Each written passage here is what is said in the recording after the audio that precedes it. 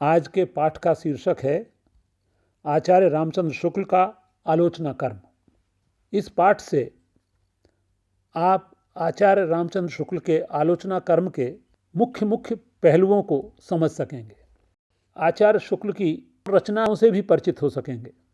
शुक्ल जी की सैद्धांतिक और व्यावहारिक आलोचना के विभिन्न पक्षों की जानकारी आपको इससे मिलेगी।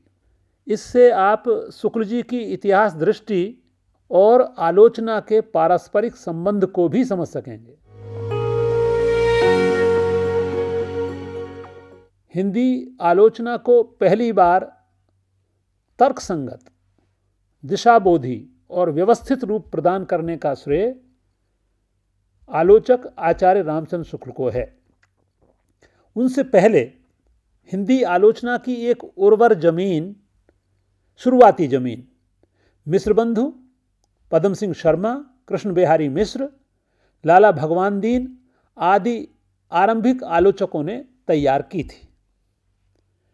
आचार्य हजारी प्रसाद द्विवेदी ने इन सभी के बाद उसे ज्ञान विज्ञान से पुष्ट किए जाने की दिशा में एक कदम आगे बढ़ा दिया था, किंतु अभी वह काम करना बाकी था जिससे आलोचना किसी रचना और रचनाकार के बहिरंग के साथ ही उसकी अंतर्वृत्तियों की भी सूक्ष्म छानबीन करने वाली बनती है। अंतर्वृत्तियों की छानबीन अभी नहीं हुई थी। कहना न होगा कि यह काम आचार्य शुक्ल ने बेहद जिम्मेदारी, ईमानदारी और निष्ठा के साथ पूरा किया। उनके इस काम की वजह से हिंदी आलोचना का प्रवाह चल निकला और वे आलोचना में एक युग प्रवर्तक की तरह प्रतिष्ठित हुए। आलोचना के युग पुरुष हैं आचार्य रामचंद्र शुक्ल। शुक्ल जी की खासियत इस बात में है कि वे जितना अपने समय को जानते हैं, आधुनिक युग को जानते हैं, उससे ज़्यादा वो हजारों सालों से चली आती हुई साहित्य परंपरा को जानते हैं। हजारों सालों की परंपरा को जानना बहुत आसान काम नहीं है।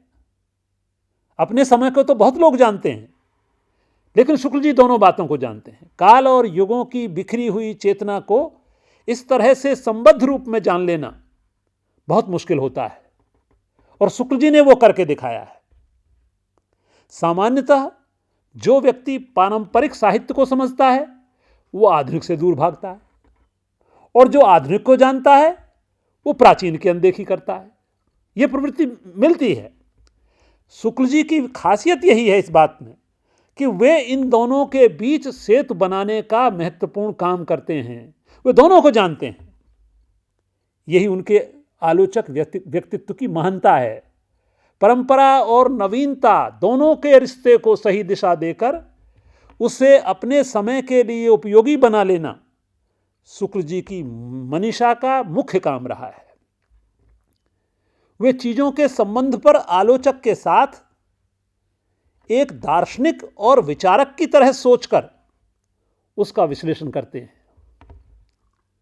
उनकी आलोचना की खूबी इस बात में है कि वे उसे जीवन से अलग करके विशुद्ध साहित्य और कला तक सीमित नहीं रखते। उनकी आलोचना कला के दायरे में नहीं घूमती और कला से अलग भी नहीं होती। शुक्ल जी की आलोचना से गुजरते हुए पाठक को अपने समय और समाज का एहसास हमेशा बना रहता है।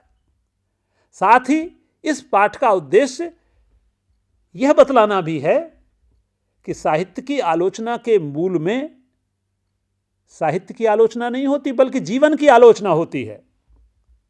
साहित्य कर्म जीवन से जुड़ा हुआ कर्म है। अपनी कलात्मकता के भीतर रहते हुए एक तरह का जीवन कर्म ही है साहित्य। वह जीवन से अलग नहीं है। आचार्य शुक्ल की आलोचना से यह तथ्य प्रमाणित होता है। उन्होंने कवि के लिए भावुक होने की जो शर्त लगाई है वह भी यही बतलाती है कि वे साहित्य की परिधि में संपूर्ण जीवन को मानते हैं। जीवन क्या है? जीवन में मुख्य भाव की सत्ता ही है। तुलसीदास को उन्होंने इसी वजह से भावुक कवि माना। सूर और जायसी भी भावुक कवि हैं और उनकी कविता को ध्यान में रखकर उन्होंने अपने आलोचना निकष बनाए। शुक्ल जी खासतौर से तुलसी से आलोचना निकष बनाते हैं, लेकिन उनके यहाँ सूर भी हैं, जायसी भी हैं। आचार्य शुक्ल के हिंदी साहित्य के इतिहास को पढ़िए तो आपको मालूम हो जाएगा कि वे साहित्य को इस दुनिया में चलने वाली हलचलों, आंदोलनों से अलग नहीं मानते हैं। हलचलों, आंदोलनों का प्रभाव साहित्य पर पड़े बिना नहीं रह सकता। यह उनकी आलोचना से जगह जगह आपको मालूम होता चलेगा जब आप पढ़ेंगे। वे मानते हैं कि जब प्रत्येक देश का साहित्य वहाँ की जनता की चित्तवृत्ति का संचित प्रतिबिंब होता है, तब यह निश्चित है कि जनता की चित्तवृत्ति के परिवर्तन के साथ साथ साहित्य के स्वरूप में भी परिवर्तन होता चला जाता है। यह उन्होंने कहा है। आधुनिक युग में जब विश्व स्तर पर लोकतंत्र के लिए आंदोलन चले तो उनका प्रभाव साहित्य पर भी हुआ, खासतौर से तत्कालीन हिंदी साहित्य पर पड़ा।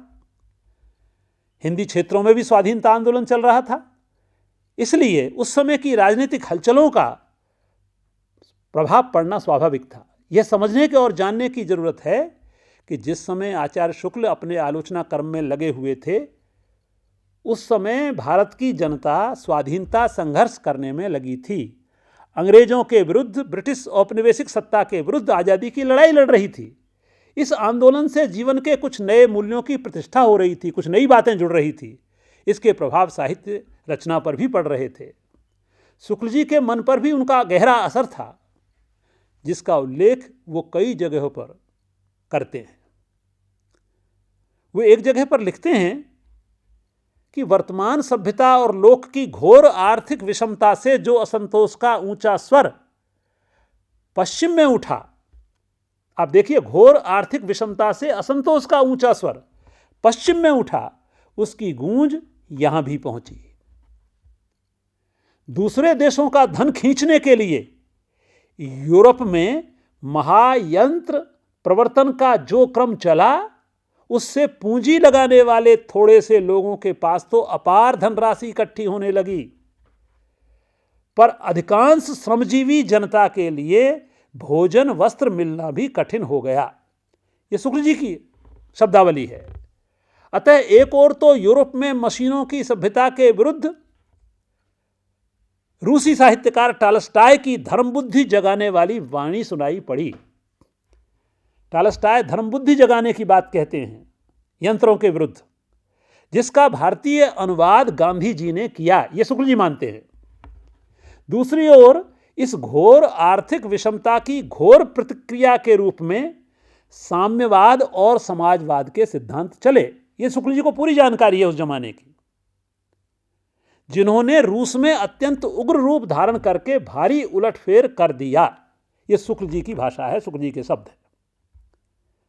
आपको मालूम होगा कि शुक्ल जी कितने जागरूक हैं अपने जमाने के प्रति। स्पष्ट है कि शुक्ल जी इस बात से बाखबर थे कि उनके समय में दुनिया और अपने देश में क्या चल रहा है और साहित्य पर उसका कितना प्रभाव पड़ रहा है।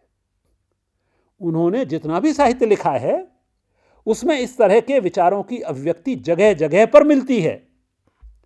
उनका मुख्य काम हिंदी साहित्य के इतिहास की रचना करना रहा है। इसी काम के क्रम में उन्होंने सूर, तुलसी, जायसी पर विस्तृत समीक्षाएं लिखी। यानी उनका आलोचना कर्म इतिहास से जुड़ा हुआ कर्म है, वो इतिहास को साथ लेकर चलता है। उन्होंने साहित्य के प्रतिमान के रूप में रस सिद्धांत का ही पुनरान्वेषण किया है और उसे आधुनिक स्वरूप देकर साहित्य की विवेचना नए जीवन सरोकारों के साथ की है। रस सिद्धांत के मूलाधार स्थायी भावों की विस्तृत विवेचना भी उन्होंने अपने निबंधों में की, जो चिंतामणि के नाम से संकलित हुए। इसके अलावा उन्होंने अनेक महत्वपूर्ण अनुवादों के माध्यम से हिंदी की चेतना को आधुनिक वैज्ञानिक चेतना से जोड़ने का काम भी किया। उनके लेखन से पता चलता है कि यदि वे देशी सामंतवाद की प्रवृत्तियों के विरोधी थे, तो तत्कालीन अंग्रेजी उपनिवेशवाद के भी विरुद्ध उन्होंने साहित्य के भीतर इसी आधुनिक सांस्कृतिक मुक्ति चेतना के सूत्र पिरोए थे। आचार्य रामचंद्र शुक्ल का आलोचना कर्म बहुत विस्तृत है, तरह तरह के रूपों में सामने आया है। चिंतामणि भाग 1 और 2 में उनकी कृति रसमीमांसा में, अलग से लिखी हुई कृति गोस्वामी तुलसीदास जायसी ग्रंथावली की भूमिका, सूरदास और हिंदी साहित्य का इतिहास आदि रचनाओं में फैला हुआ है। इनके बाद उनके असंग्रहित निबंधों का संकलन चिंतामणि भाग 3 के नाम से प्रकाशित हुआ। इनमें उनकी सैद्धांतिक और व्यावहारिक दोनों तरह की आलोचनाएं सम्मिलित हुई हैं। उन्होंने हिंदी शब्द सागर का संपादन करते हुए उसकी जो भूमिका लिखी, बाद में वही हिंदी साहित्य का इतिहास के रूप में अलग से प्रकाशित हुई, जो इतिहास और साहित्य का एक मानक ग्रंथ है आज तक। जैसा कि हम जानते हैं, आलोचक जो व्यावहारिक आलोचना लिखते हैं या जो व्यावहारिक साहित्य पढ़ते हैं उसको सैद्धांतिक रूप भी देते हैं। इसलिए उनका एक प्रमुख निबंध कविता क्या है नाम से उन्होंने कई बार लिखा, एक बार नहीं कई बार लिखा, बदला उसको बार बार, उसकी धारणाओं को। आचार्य शुक्ल की आलोचना से संबंधित सैद्धांतिक विचार चिंतामणि और रसमीमांसा में हमको उपलब्ध होते हैं। यहाँ से हमको उनको पढ़ना चाहिए, खासतौर से मूल का अध्ययन करना चाहिए। चिंतामणि भाग 1 में संकलित कविता संबंधी एक महत्वपूर्ण सैद्धांतिक निबंध है, कविता क्या है। कविता की परिभाषा करना आसान नहीं है। हर युग में हर आलोचक ने इसकी परिभाषा की है, शुक्ल जी भी करते हैं। इस कविता के सैद्धांतिक पक्ष पर विचार करते हुए शुक्ल जी ने लिखा है कि जीवन में कुछ तथ्य ऐसे होते हैं जो हमारे भीतर भावों को जगाते हैं। भाव सुषुप्त अवस्था में रहते हैं लोगों के, भावों को जगाना पड़ता है। बहुत से लोग स्वयं जगा लेते हैं, अन्यथा साहित्य के माध्यम से जगाते हैं। ऐसे तथ्यों को हमारी ज्ञानेंद्रियां सामने लाती हैं। बाद में हमारी भावना या कल्पना उस सामग्री की योजना करती हैं। इस तथ्य से शुक्ल जी यह निष्कर्ष निकालते हैं कि ज्ञान ही भाव संसार के लिए मार्ग खोलता है। अगर आप अज्ञानी हैं तो आपके मन में भावों की विविधता नहीं आ सकती। इसलिए ज्ञान भी बहुत जरूरी है, क्योंकि ज्ञान से भाव संसार खुलता है, संचरण होता है। ज्ञान प्रसार के भीतर ही भाव प्रसार होता है, वो ये कहते हैं।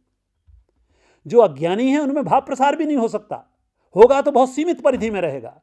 इससे स्पष्ट होता है कि शुक्ल जी ज्ञान और भाव की सत्ता में गहरा रिश्ता मानते हैं। भाव प्रसार हमारे ज्ञान प्रसार पर निर्भर करता है। वो कहते हैं बार बार, हमको कितना ज्ञान है, हमने चीजों को कितना समझा है, दुनिया के इतिहास को कितना समझा है, अपने देश के इतिहास को कितना समझा है। कहने का तात्पर्य यह है कि हमारा जितना ज्ञान प्रसार होगा, भाव प्रसार भी उतना ही व्यापक और गहरा हो पाएगा। शुक्ल जी कविता को भाव योग कहते हैं, इस शब्द का प्रयोग करते हैं। योग शब्द बड़ा प्रचलित है। भाव योग भी होता है, ज्ञान योग भी होता है, कर्म योग भी होता है। वो मानते हैं कि भाव ही है जिससे हम कर्म में प्रवृत्त होते हैं। अगर भाव नहीं है तो हम कर्म में भी प्रवृत्त नहीं होंगे। वे उन आधुनिक विचारकों से असहमत हैं, असहमति जताते हैं वो, जो आधुनिकता के नाम पर कविता में भाव का विरोध करते हुए सिर्फ विचार को प्राथमिकता देने की बात करते हैं। विचार की जरूरत है, लेकिन भाव के साथ। शुक्ल जी ने बहुत साफ शब्दों में लिखा है अपनी आलोचना में कि मनुष्य को कर्म में प्रवृत्त करने वाली मूल वृत्ति भावात्मिका है। आपको जब शोषण से पीड़ा नहीं होगी तो आप शोषण के विरुद्ध खड़े नहीं होंगे। ज्ञान से भाव का प्रसार होता है और भाव व्यक्ति को कर्म की ओर प्रवृत्त करता है। वे भाव को विचार रहित नहीं मानते, क्यों? ज्ञान के बिना भाव होगा ही नहीं, फिर विचार तो आ जाएगा। उनके लिए भाव संपन्नता व्यक्ति की कोई सामान्य अवस्था न होकर एक जटिल अवस्था है। शुक्ल जी की बात माने तो भाव के लिए प्रत्यक्ष बोध के साथ अनुभूति और वेग युक्त प्रवृत्ति होनी चाहिए। प्रत्यक्ष बोध भी हो, अनुभूति भी हो और वेग युक्त प्रवृत्ति भी हो। इन तीनों के गूढ़ संश्लेष के बिना भाव नहीं उत्पन्न होगा। वो कहते हैं, उन्हीं के शब्दों में मैं कह रहा हूं, प्रत्यक्ष बोध, अनुभूति और वेग युक्त प्रवृत्ति, इन तीनों के गूढ़ संश्लेष का नाम भाव है। यह रश्मिमांसा में उन्होंने लिखा है। ऐसा भाव ही कविता का सृजन करता है। उससे हमारे भावों का परिष्कार होता है, क्योंकि उसमें तीन बातें रहती हैं। इसलिए कविता भावों का परिष्कार करने वाली विधा है। जो भावों को विकृत करे, शुक्ल जी उसे कविता नहीं मानते। इसलिए रीतिकाल पर उन्होंने रीतिकाल की कविता पर बहुत उस तरह से नहीं लिखा है उन्होंने जो भक्तिकाल की कविता पर लिखा है। जो मनुष्य के हृदय से उसकी स्वार्थ भावनाओं को संकुचित बंधन से मुक्त करे, उसे ही वो कविता कहते हैं। इसीलिए उन्होंने कविता को भावयोग कहा और उसे ज्ञान एवं कर्मयोग के समकक्ष बतलाया बार बार। भावयोग कोई कम योग नहीं है। इस तरह से शुक्ल जी ने कविता के महत्व की स्थापना ही नहीं की, वरन उसे इस संसार के लिए जरूरी बतलाया। सभ्यता और कविता के संबंध पर भी शुक्ल जी ने काफी गहनता से विचार किया है अपनी आलोचनाओं में। उन्होंने माना है कि जैसे जैसे सभ्यता का विकास होता है, हमारे हृदय के मूल भावों पर भी सभ्यता अपना आवरण डालती जाती है। सभ्यता आवरण का नाम है। जिन्हें कितने ही आवरणों का निर्माण सभ्यता करती है। साथ ही वो ये भी कहते हैं कि भावों के विषयों और उनसे प्रेरित व्यापारों में जटिलता आने पर भी उनका संबंध मूल विषयों और व्यापारों से भीतर भीतर बना रहता है और बराबर बना रहेगा। उन्होंने माना है कि सभ्यता अपना रूप बदलकर आती है, किंतु उसके पीछे मूल भाव वही रहता है। इसीलिए कवि का काम इस आवरण को हटाकर भावों के मूल रूप को दिखाना होता है। उन्होंने एक जगह लिखा है, प्रच्छन्नता का उद्घाटन कवि कर्म का एक मुख्य अंग है। प्रच्छन्नता का उद्घाटन छुपा हुआ है। ज्यों ज्यों सभ्यता बढ़ती जाएगी, त्यों त्यों कवियों के लिए यह काम बढ़ता जाएगा, क्योंकि सभ्यता आवरण बनाती जाती है अपने। यही कारण है कि सभ्यता के विकास के साथ साथ कवि कर्म कठिन होता जाता है और समाज के लिए उसकी आवश्यकता बढ़ती जाती है। ऐसा न हो तो समाज अपने मूल भावों से दूर होता चला जाएगा, जैसा कि वर्तमान सभ्यता में हमें नजर आ रहा है। हमारे समाज कविता से अलग होते जा रहे हैं और सभ्यता के आवरणों में फंसते जा रहे हैं। धीरे धीरे सभ्यता अपने मूल भावों से दूर होती जा रही है और सभ्यता का आवरण प्रभावी होता जा रहा है। ऐसे समय में कविता बहुत कारगर सिद्ध नहीं हो पा रही है। इसका मतलब है कि कवि भाव के मूल रूपों तक नहीं पहुंच पा रहा है, वो ऊपर ऊपर की बातें कर रहा है। इस बारे में शुक्ल जी कहते हैं कि जब तक भावों से सीधा और पुराना लगाव रखने वाले मूर्त और गोचर रूप न मिलेंगे, तब तक काव्य का वास्तविक ढांचा खड़ा न हो सकेगा। वो जोर देते हैं बार बार मूल रूपों पर। उन मूल रूपों पर पहुंचिए जो इंसानियत की दृष्टि से विशुद्ध हैं, जिन पर आवरण नहीं है।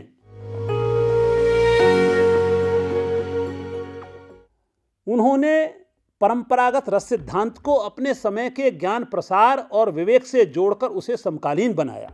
एक खास भूमिका शुक्ल जी के आलोचना कर्म में उनकी ये है। ये नहीं है कि उसकी प्राचीन तरीके से ही व्याख्या की, अपने समय से जोड़ा रस सिद्धांत को।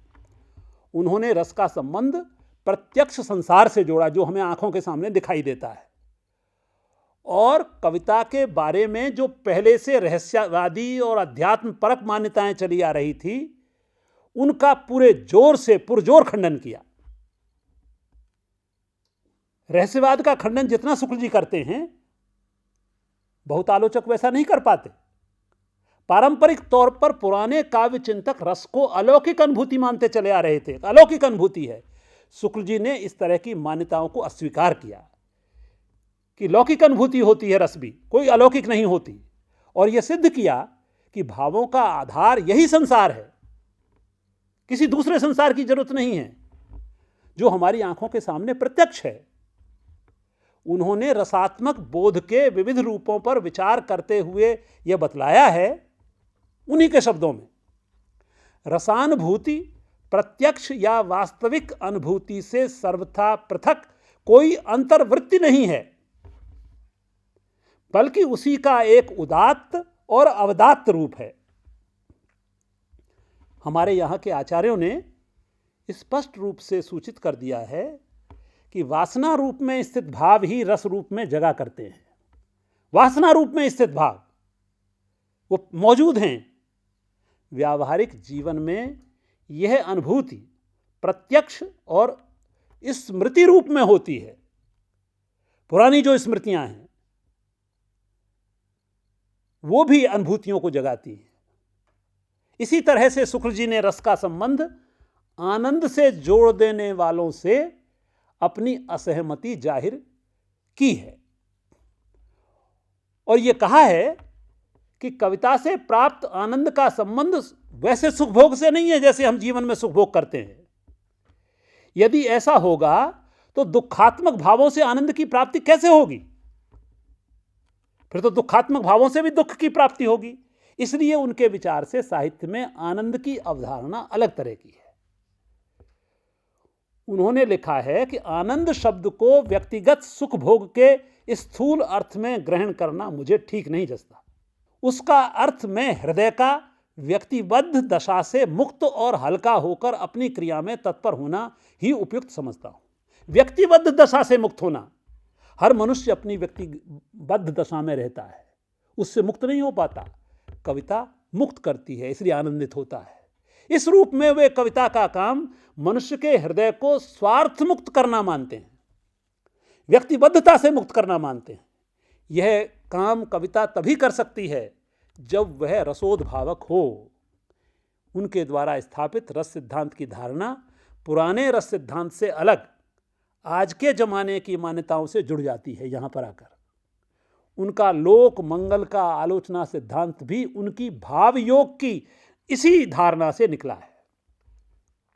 लोक मंगल का सिद्धांत जब व्यक्तिबद्ध भावनाओं से, स्वार्थ भावना से मुक्त होगा तो लोक मंगल की ओर व्यक्ति जाएगा।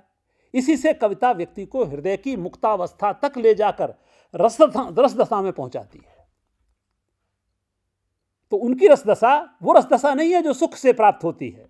इस क्रम में उन्होंने साधारणीकरण के सिद्धांत पर भी नई दृष्टि से विचार किया है, जिससे स्पष्ट होता है कि वे साहित्य को व्यक्ति के साथ साथ सामाजिक वस्तु मानते हैं। उन्होंने कविता में भाव और विभाव दोनों को जरूरी माना है। यह विभाव ही है जो भाव को जागृत करता है, इसलिए वे विभाव प्रधान कविता को प्राथमिकता देते हैं। तुलसी की कविता इसलिए महत्वपूर्ण बनती है, लेकिन भाव की उपेक्षा नहीं करते। जहां भाव प्रधान कविता की जाती है और विभाव पक्ष को गौण रखा जाता है, उसे वे काव्य की सिद्धावस्था कहते हैं, और विभाव की प्रधानता वाले काव्य को साधनावस्था कहते हैं। लोकमंगल की दो अवस्थाएं हैं। दो तरह से कविता की जाती है, जिसमें विभाव प्रधान रहता है, दूसरी वो जिसमें भाव प्रधान रहता है। इसमें साधनावस्था के कवियों को उन्होंने पूर्ण कवि माना है, क्योंकि विभाव के साथ वो भाव की बात करते हैं। अनेक परिस्थितियों के भीतर जीवन का सौंदर्य दिखलाते हैं वो ऐसे कवि जो विभाव को लेकर चलते हैं। आचार्य रामचंद्र शुक्ल प्रकृति और काव्य के रिश्तों को लेकर कई महत्वपूर्ण बातें अपने लंबे निबंधों में कही हैं। प्रकृति को भी बड़ा महत्वपूर्ण माना है, क्योंकि प्रकृति भी मनुष्य के हृदय का विस्तार करती है, उसको मुक्त दशा में लाती है। उनका एक निबंध है काव्य में प्राकृतिक दृश्य, उसमें कहा है उन्होंने कि प्रकृति के साधारण रूप पर मुग्ध होने से ही पता चलता है कि दृष्टा की भावना कितनी व्यापक है। वे मानते हैं साधारण के बीच से ही असाधारण की प्रकृत अभिव्यक्ति, स्वाभाविक अभिव्यक्ति, साधारण से ही असाधारण की सत्ता है।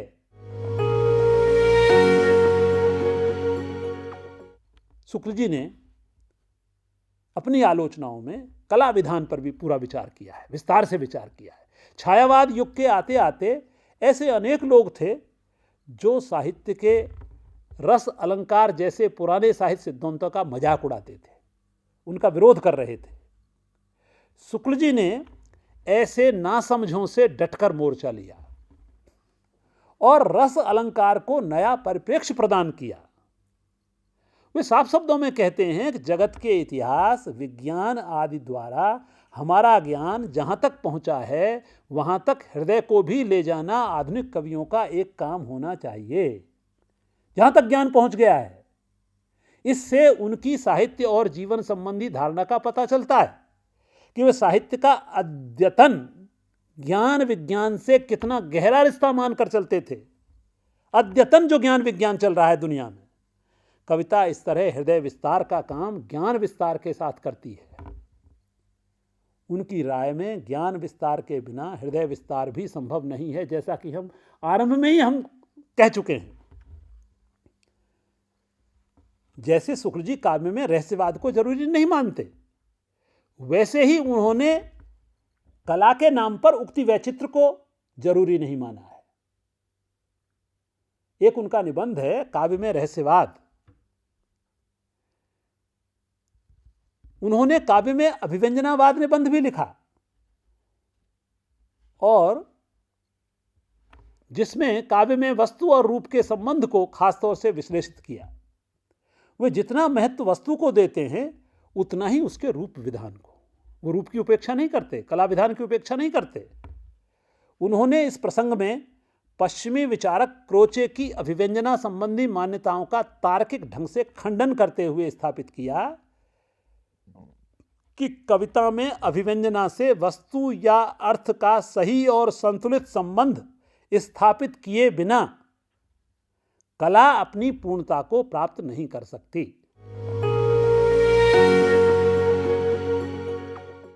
सैद्धांतिक आलोचना की तरह शुक्ल जी ने व्यावहारिक आलोचना भी लिखी है और बहुत महत्वपूर्ण आलोचना लिखी है।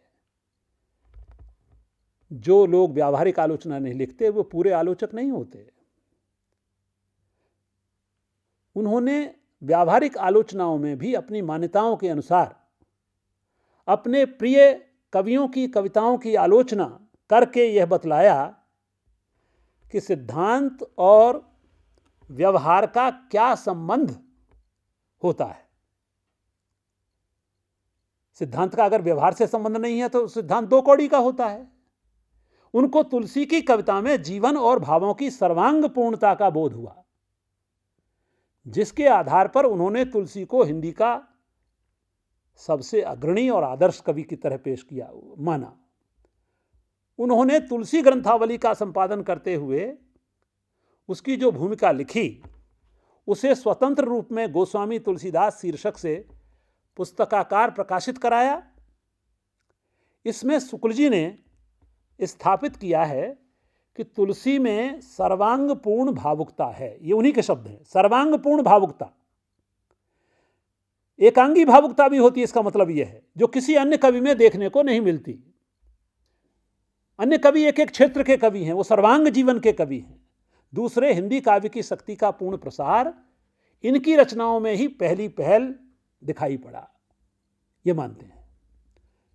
तुलसीदास के बाद शुक्ल जी ने हिंदी का दूसरा महत्वपूर्ण और श्रेष्ठ कवि सूरदास को माना। आधुनिक युग में भक्तिकाल को स्थापित कर रहे हैं, आप देखिए। वे इन दोनों को हिंदी की अमर जोड़ी कहते हैं। अमर जोड़ी। भ्रमर गीत सार की भूमिका के बतौर उन्होंने सूरदास पर विस्तार से लिखा। उन्होंने कहा है, हिंदी साहित्य में श्रृंगार का रसराजत्व यदि किसी ने पूर्ण रूप से दिखाया तो सूर ने।